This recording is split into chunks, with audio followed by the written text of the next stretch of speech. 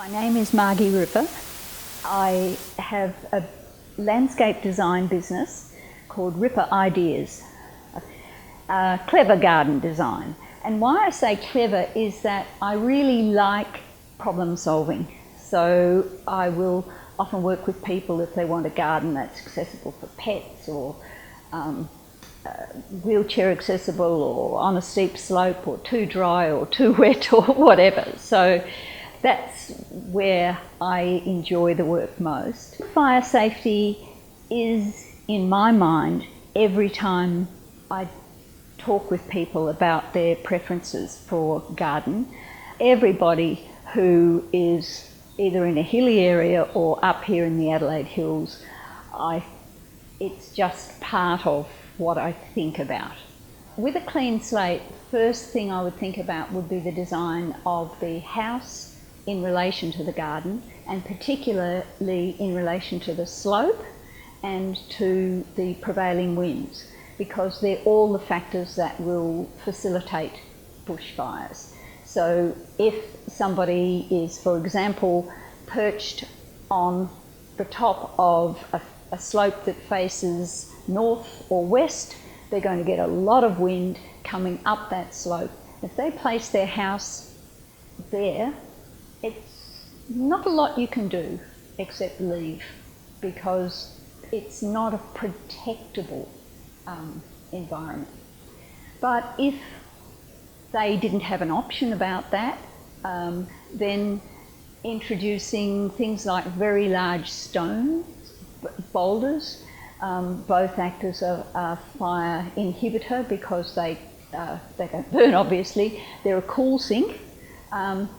But that would help.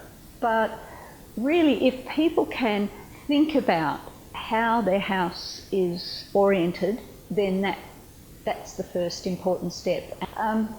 So slope and prevailing winds. There's a really good resource from the Bureau of Meteorology which tells you which direction and what strength the winds are morning and evening in all different seasons of the year. So no matter where you're placed in Adelaide, you can see that. But if you live in an area for a while, you'll also know that sometimes the prevailing winds might be from the west, but then you've got a big hill that breaks the wind. So there's other things, local topography, that might change those general rules.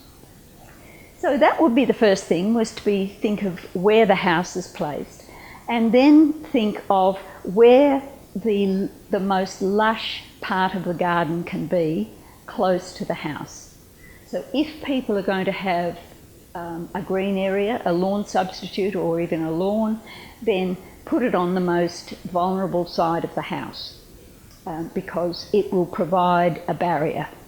If you can't or don't want to spend the water that's needed for a lawn or for some of the lawn substitutes, then you might be wise to have gravel, pebbles, succulents on that vulnerable side of the house. Then it's always a wise idea to have the things that you use most closest to where you live.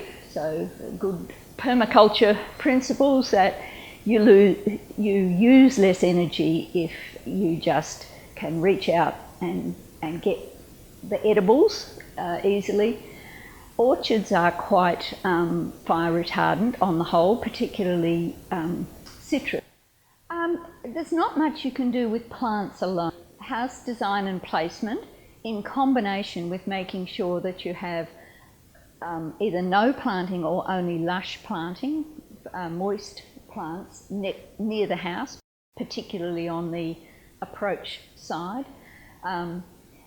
If you have windbreaks, for example, there are a number of grevillea species and acacia species which are excellent windbreaks. They should be fairly dense. That way they won't be letting the oxygen through and producing an eddy current during the fire. So choosing things that have got a density, they will then act as a barrier, and in an ideal circumstance almost they'll direct the fire away from your house. the thing that will direct a fire to your house usually is a thick layer of mulch. And a thick layer of mulch is what a lot of us need in order to reduce water use.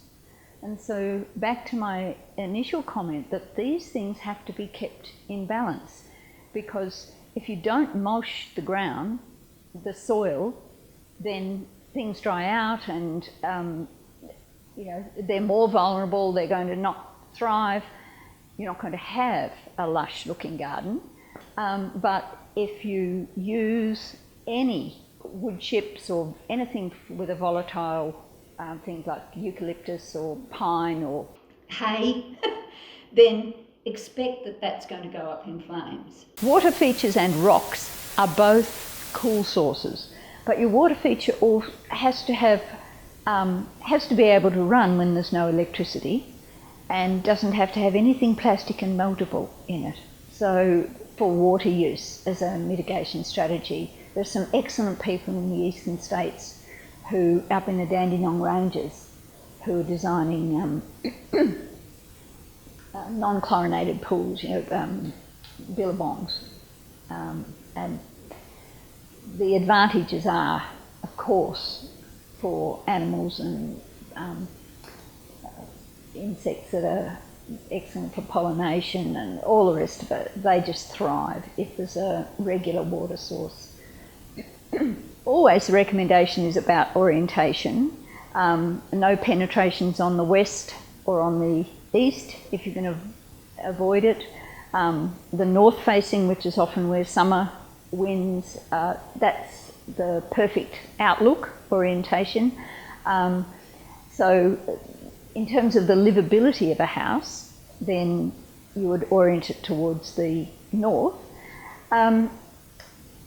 People have had a lot of success by earth sheltering the back of their houses, and that of course keeps magnificent temperature regulation, but it also means you've only got one face of the house really to protect.